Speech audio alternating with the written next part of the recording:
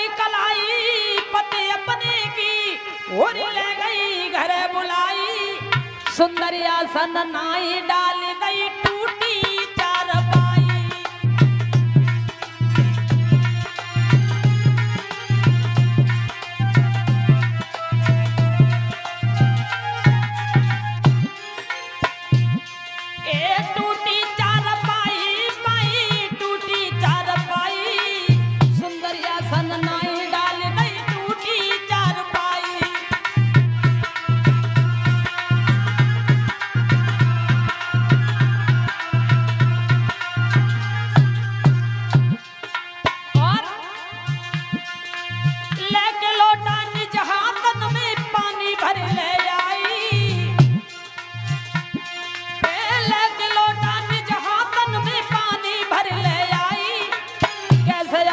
हो पियाने का सत्य कहो समुदाय।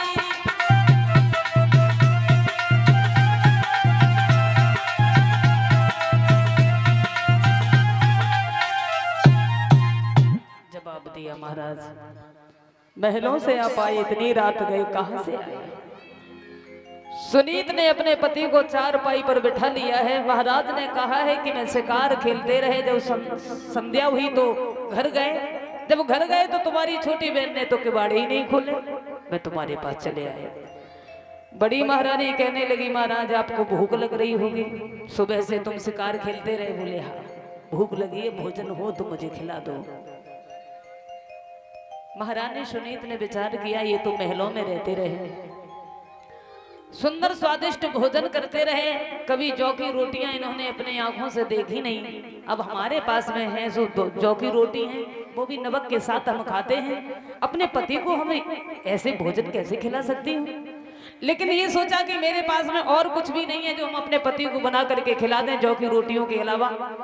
मेरे महाराज भूखे हैं तो मैं भूखा नहीं सोने दूंगी। विवश होकर के सुनीत जो थी वो जौ की रोटियां लेकर के थाली में रख करके नमक के साथ लाई, और महाराज के सामने वो थाली जब रखी तो देख करके महाराज उत्तानपाद की आंखों से आंसू छलके आए, रोने लगे और कहने लगे, रानी मैंने तुम्हें बार बार समझाया था इसी बात के लिए कि तुम दूसरी शादी मेरी मत करवाओ, तुम्हारे जीवन में बड़े कष्ट होंगे, लेकिन अब ये तुम्हारा दुख हमसे देखा नहीं जाता, तुमने उस वक्त मेरी एक नहीं मानी। सुनीत कहने लगी, महाराज मैं दुखी नहीं हूँ, मैं बहुत खुश हूँ।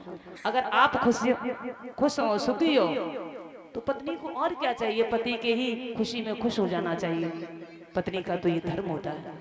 मैं बहुत प्रसन्न हूँ, मुझे कोई कष्ट नहीं है। अपने पति को एहसास नहीं होने दिया।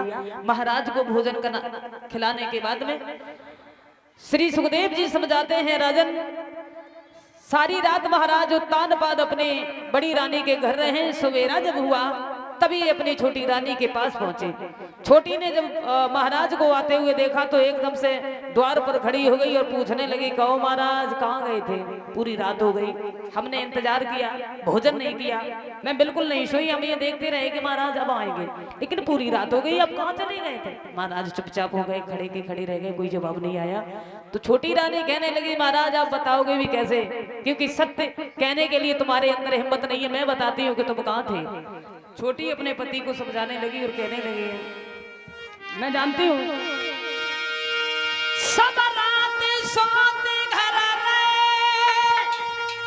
जान मैंने ले रही धमकाई, और बाद न की करियो याद रे जब कसम हमारी खाई।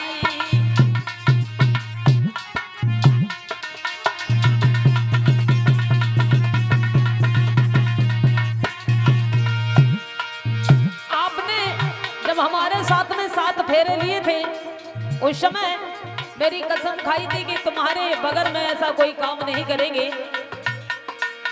लेकिन तुम चले गए चुपचाप, हमें बताया भी नहीं। मैं जानती हूँ महाराज चुपचाप खड़े हैं, कुछ जवाब नहीं देते।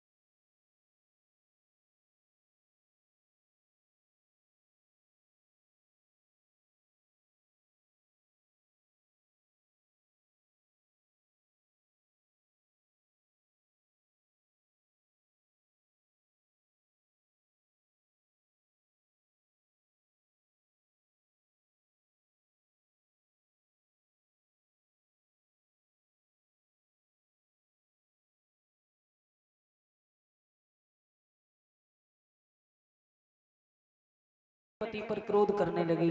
महाराज उत्तानपाद ने सोचा अगर हमने इसे तसल्ली से शांति से समझाया तो ये हमारे सर पर सवार हो जाएगी। महाराज को भी क्रोध आ गया और क्रोध में आकर के कहने लगे, रानी जब से तेरे संग हमारा विवाह हुआ तूने मेरी जिंदगी को नरक बना दिया। आते ही आते मेरी बड़ी रानी को घर से निकाल दिया। इतने सुंदर स्वभाव की थी, मैंने तुझसे कुछ नहीं कहा। आज भी तू उसका नाम सुनकर के भड़कती रहती है, जलती रहती है। तो ऐसा कर, मेरे हाथ से तलवार ले जा और बड़ी रानी का वध कर दे, जो तेरे हृदय से कांटा ही निकल जाएगा, फिर तुझे किसी बात की कोई चिंता नहीं रहेगी। तब छोटी रानी पानी की तरह ठंडी हो गई। महाराज मैं तो मजाक में कह रही थी, आपने मेरी बात पर भरोसा कर लिया, आप वहां नहीं जाओगे मैं जानती हूँ। महाराज को भोजन कराया और भोजन कराने के बाद में महाराज उत्तानपाद वहां से दरबार में चले जाते हैं। श्री सुखदेव जी कहते हैं महाराज परीक्षित उसी दिन से छोटी वो बड़ी रानी सुनीत ने गर्भ धारण किया है और कुछ समय व्यतीत हुआ है, उसके बाद में छोटी रानी ने भी गर्भ धारण किया। समय का इंतजार हो रहा है, प्रतीक्षा हो रही है कि महाराज के घर में पुत्र का जन्म होगा। इधर सुनीति भी इंतजार कर रही हैं। जब से गर्भ धारण किया है सुबह से शाम तक खेतों पर मेहनत करती हैं, सारा काम करती हैं, शाम को चाकी चलाती है, जौ पीसती है, तब वो भोजन बना करके खाती है। और छोटी रानी ने गर्भ धारण किया उस दिन से पलंग नहीं छोड़ा। बहुत बड़ी सेवा होती है। कोई तो दासी पैर दबाती है, कोई सर दबाती है, कोई हाथ दबा रही है, कोई पीठ दबाती है। और किसी दासी को जगह नहीं मिलती तो वो दासी को ही दबाई जाती है। कोई दासी का गला नहीं दबा रही। बहुत बड़ी सेवा होती है। कोई तो मेवा लिए खड़ी है, कोई फल लिए खड़ी है, कोई मिष्ठान लिए खड़ी है। छोटी रानी की इच्छा होती वो चीज खाती है, नहीं इच्छा होती तो नहीं खाती। बहुत बड़ी सेवा है। लेकिन बड़ी रानी के पास में जौ की रोटियों के अलावा और कुछ नहीं था खाने के लिए। इधर प्रतीक्षा होती है। आशा करेंगे हम सभी माताओं बहनों से भाइयों से सब लोग